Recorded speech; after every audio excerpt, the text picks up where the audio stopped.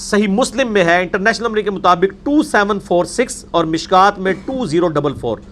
ابو قتادہ کہتے ہیں کہ نبی صلی اللہ علیہ وآلہ وسلم نے فرمایا میں اللہ سے امید کرتا ہوں کہ یوم عاشورہ یعنی 10 محرم کا روزہ 1 سال کے گناہوں کا کفارہ بن جائے گا.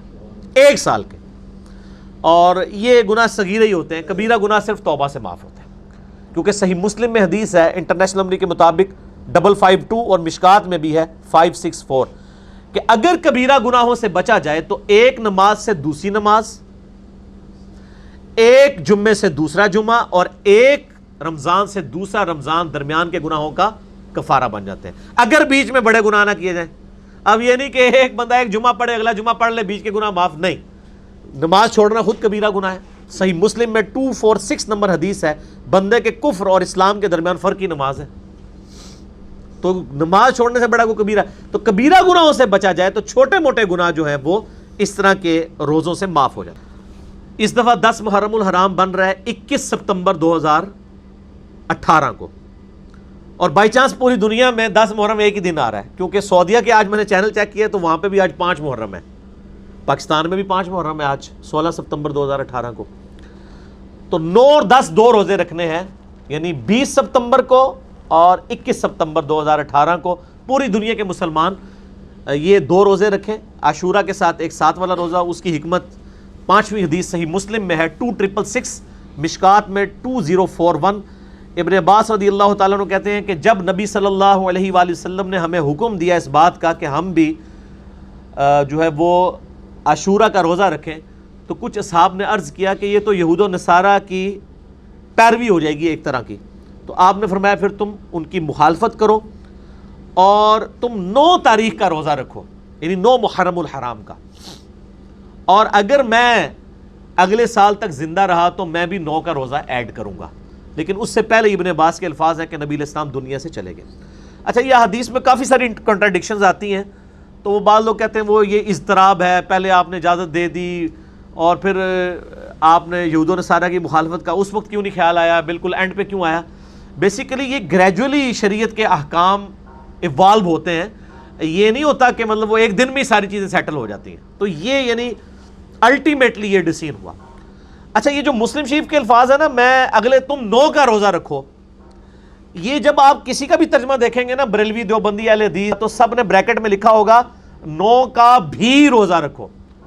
یہ بھی جو انہوں نے لگائی ہوئی ہے نا, یہ حدیث میں نہیں ہے, لیکن لگائی صحیح ہوئی ہے. پہلی شاید جڑی کہ صحیح لائی ہوئی ہے انہوں نے, وہ اس لیے لگائی ہے کہ جامعہ ترمذی میں حدیث ہے 755 انٹرنیشنل نمبر کے مطابق کہ ابن عباس نے فرمایا کہ نبی علیہ السلام ہمیں یوم عاشورہ کا روزہ 10 محرم کو رکھنے کا کہتے تھے. اس میں 10 کی تاریخ بھی آ گئی. البتہ اس حدیث کی صحت میں اختلاف ہے, شیخ البانی سے صحیح کہتے ہیں, شیخ زبیر صاحب ضعیف کہتے ہیں حسن بصری کی تدلیس کی وجہ سے. لیکن اس کو سپورٹیو ایک چیز امام ترمذی نے ساتھ جو قول لکھا ہے نا, موقوفاً یہ روایت بالکل صحیح ہے, اس کو شیخ زبیر صاحب بھی صحیح مانتے ہیں. امام ترمذی نے اس حدیث 755 کے ساتھ لکھا, ابن عباس فرمایا کرتے تھے کہ 9 اور 10 2 روزے رکھ کر یہودیوں کی مخالفت کرو, اور اس کی پوری سند ہے سنن کبریٰ البیہقی میں انٹرنیشنل نمبر کے مطابق 8187 جلد 4 پیج 287 پہ, جسے شیخ زبیر صاحب نے بھی اپنے الحدیث رسالے میں لکھا ابن عباس کے اس قول کو جو ترمذی لے کے آئے ہیں. اور میں نے پہلے بھی عرض کیا ہے کہ اگر کوئی صحابی کی حدیث موقوف ثابت ہو جائے تو مرفوع حدیث اگر ضعیف بھی ہو نا, اس کو سپورٹ مل جاتی ہے. تو ابن عباس فرمایا کرتے ہیں کہ یہود و نصارہ کی مخالفت کرو 9 اور 10 2 روزے رکھ کے. اب آپ کو پتہ چلا مسلم میں انہوں نے بھی کیوں کیا ہے, وہ اس کی وجہ سے کیا. مسند احمد میں ایک حدیث ہے انٹرنیشنل نمبر کے مطابق 2154, یہ حدیث کمزور ہے. اس میں ابن عباس کا قول یہ ہے کہ یہود و نصارہ کی مخالفت کرو 10 سے پہلے ایک روزہ ملا کر یا 10 کے بعد ایک روزہ ملا کے, یعنی 9 اور 11 دونوں آپشن ہیں. بہرحال اجتہاداً یہ صحیح ہے, اگر کسی شخص کا 9 کا روزہ رہ جائے, اب اس نے 10 کا رکھا ہے, میرے ساتھ ایک دفعہ ایسے ہو گیا تھا, پھر میں نے 11 کا روزہ رکھ لیا تھا تاکہ مخالفت ہو جائے 2 روزے رکھ کر. یہاں پر میں آپ کو ایک اوریجنل لطیفہ سناؤں. 2008-9 کی بات ہے, ہم نئے نئے کتاب و سنت کے منہج پہ آئے, تو یہ ان دنوں میں یہی جھگڑا چل رہا تھا. مجھے پتا چلا کہ اہل حدیث میں بعض علماء کا یہ موقف ہے کہ 10 محرم کو روزہ رکھنا ہی نہیں، رکھنا ہی 9 کو ہے، اور وہ یہ کہتے ہیں کہ عاشورہ 9 محرم کو ہوتی ہے، حالانکہ عربی میں عشر کا لفظ 10 کے لیے ہوتا ہے۔ تو انہوں نے کہا روزہ تو نہیں ختم کر سکتے، 10 محرم تو جان چھڑائیے نا، انہوں نے کہا 9 کا روزہ رکھو، 10 محرم روزہ ہوتا ہی نہیں ہے۔ اور ان میں یعنی پاکستان کے یعنی ٹاپ کے عالم دین عبد المنان نور پوری رحمہ اللہ تعالیٰ فوت ہو چکے ہیں، شیخ زبیر علی صاحب کے استاد ہیں، یعنی دورہ حدیث ان کے پاس کیا ہوا ہے شیخ زبیر صاحب نے، گجرانوالہ کے تھے۔ تو اس وقت وہ زندہ تھے، تو میں نے ایک بھائی کو یہ پورے روایتیں رکھی، میں نے کہا یار ابن عباس جو ہے وہ راوی حدیث ہے، راوی حدیث کا فارم جو ہے وہ سب سے بیسٹ ہوتا ہے، ہم 14ویں صدی کے کسی عالم سے فارم لیں گے یا ابن عباس سے لیں گے؟ آپ حیران ہوں گے، بخاری مسلم میں 50% احادیث یعنی 50 حدیثیں ہیں نا اگر 10 محرم پہ، اس میں سے 25 کے راوی ابن عباس ہیں۔ ابن عباس سے زیادہ کسی نے اس روزے کی یہ روایت نہیں کی، اور ان کے شاگردوں نے جتنی روایتیں کی ہیں۔ تو میں نے کہا جی عبد المنان صاحب کو نا فون ملائیں، انہوں نے ان کو موبائل پہ کال کی میرے سامنے، ساڑھے لطیفے اوریجنل ہوندے نے بھائی۔ تو انہوں نے کہا کہ جی یہ بتائیں کہ 10 محرم کا روزہ کب رکھنا ہے؟ انہوں نے کہا 9 کو رکھنا ہے، 10 کو نہیں روزہ رکھنا، کیونکہ مسلم شریف میں الفاظ ہے کہ 9 کا روزہ رکھو۔ اس نے کہا جی وہ 9 کا روزہ بھی ہے، کیونکہ سنن کبریٰ البیہقی کے اندر موجود ہے، آپ کے شاگرد نے بھی حکم لگایا۔ ویسے شیخ زبیر صاحب کی بڑی عزت کرتے تھے، ایون وہ ایسے استاد تھے کہ حدیث کے مسئلے میں شیخ زبیر صاحب سے مسئلے پوچھا کرتے تھے، اسماء و رجال میں۔ انہوں نے باقاعدہ خطوط لکھے ہیں کہ شیخ صاحب اس حدیث کی سند کے بارے میں مجھے بتائیں، اپنے شاگرد سے اسماء و رجال میں۔ تو اس نے جب دلائل سامنے رکھے تو آپ کو پتہ ہے علماء کا ٹیمپرامنٹ بڑی جلدی لوز ہوتا ہے۔ انہوں نے آگے سے جملہ بولا کہ جی میں نے ابن عباس کا کلمہ نہیں پڑھا ہوا، نبی صلی اللہ علیہ وآلہ وسلم کا پڑھا ہوا ہے۔ خیر میں ابھی سامنے ہوتے تو میں کہتا ابن عباس نے بھی نبی علیہ السلام نے کلمہ پڑھے ایسی، تو اسی نہیں پڑھے جاتے۔